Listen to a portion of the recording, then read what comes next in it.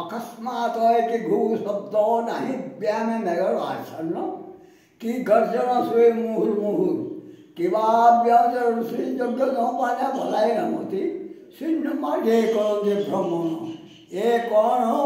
गिरी जाए शून्य के जाऊ उड़ी लंगे जाए पादका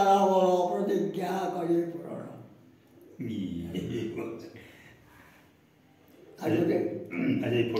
अकस्मात घुघु शब्द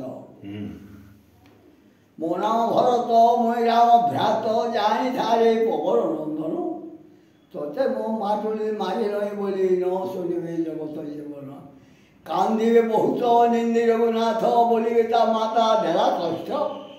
आनंदे औषध पथे सुत पांचिला कबर धनुषर छुई कह वीर तुई कह न कहू भाई आगे किसान को उद्धार कर रघुवीर अयोध्या को फेरी आसबे